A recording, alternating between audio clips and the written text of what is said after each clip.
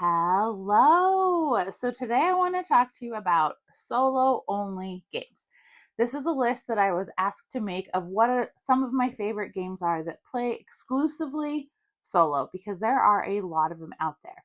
If you guys would also like a video about the best multiplayer solo mode games, let me know because a lot of games have a solo option and I definitely have favorites within that category. So if you want to know what are good solo modes for multiplayer games I may already know, let me know in the comments.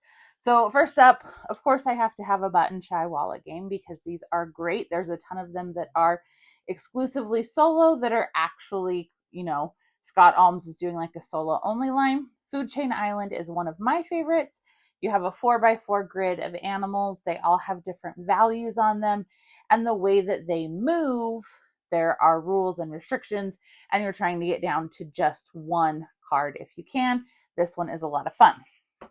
Next up, I included one of these IQ games because I think these are really fun.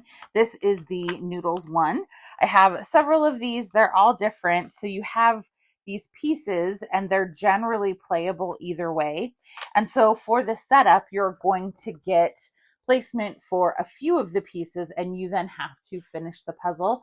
And they start off easy and then they get much more difficult as you go. And if you're able to solve these, you are truly a genius. And then all the solutions are in the back. So you know if you did it correctly or if you get stuck.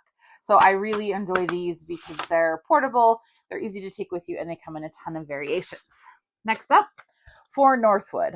I saw this game and initially was like, oh, that's a game for 5-year-olds because of the art. But it's not. This is a solo trick-taking game. You play over several rounds. You are trying to win the correct number of tricks each round that is kind of predetermined before you know what your hand is. And then there are things that, cards that you win essentially that will give you abilities going forward. This one is hard to win, but a lot of fun. Most of these are not super easy to win. Next up, we have the trilogy of Grove, Orchard, and Forage. These are 9-card games where you are having to stack them in different ways, and going forward, the more that you can stack on the same spot, the more points that you're going to get by upping a dice. If you do not cover the same symbols up, if the symbols don't match, then you get penalty points.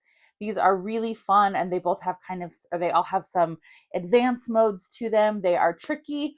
One of them, I think it might be Grove, is on BGA if you want to try them to see if you like them. But I like that they come with 18 cards. You select 9 for your game, and then you're instantly ready to go for your next game. This is Hunted Kobayashi Tower, and this is one of the solo games of the month. For about the last year and a half, Gabe Barrett, one of the two, Barrett, has been putting a solo game of the month up on GameFound, and it is an exclusively solo game. This one, you are essentially trying to defeat Hans Gruber. You are Bruce Willis. You are trying to take out the bad guys before they can take you out. You're doing this through cards, through dice rolls, through health, through damage, all of that. It's really fun. It's really thematic. I know that there's also a Hunted North Pole, and I think a couple other themes. The solo games of the month are not all Hunted series. There is every type of game under the sun, so you can check those out. These are a lot of fun. Next up is Conservas, and this is one that 25th Century has brought over because it was not initially available in North America, and 25th Century is doing an amazing job bringing over games that are really cool but not necessarily available in this market. This is a bag building game where you are trying to fulfill fishing contracts. So within the bag, there's going to be different species of fish that you then need to go can so you can sell. And there's also water tokens in there that when you draw those out, they are not helpful. And you have to decide every time you draw tokens, am I sending these to the cannery or am I going to leave some of these in the ocean? Because the more you leave in the ocean, then between rounds, they can multiply. So obviously it's a tricky balance of I need to fulfill this contract, but I also need to make sure that the ocean is really healthy and multiplying. Otherwise, as I get more and more rounds into the game, there's not going to be any fish left for me to draw. This also plays in a campaign style, so there are different challenges over the course of many months that you can play, and they all have like a standard mode and difficult mode. So there's a lot of game in this box. Next up, you've heard me talk about this game a million times. I will keep talking about it, and that is A Gentle Rain. You are placing tiles to get two halves of the flowers to come together. And when you have a completely open circle, you get to put in one of these flowers.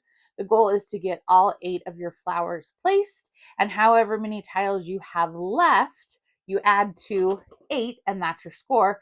If you don't get all of them placed, then you don't win. Lovely game. Still reach for it.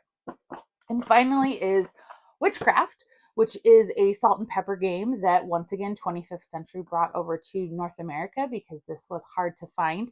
And I have heard that it is similar or kind of a reskin of the game Resist, which I have never played.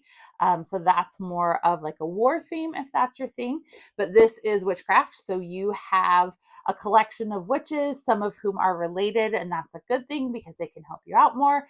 And they are trying to prevent bad things from happening to the town.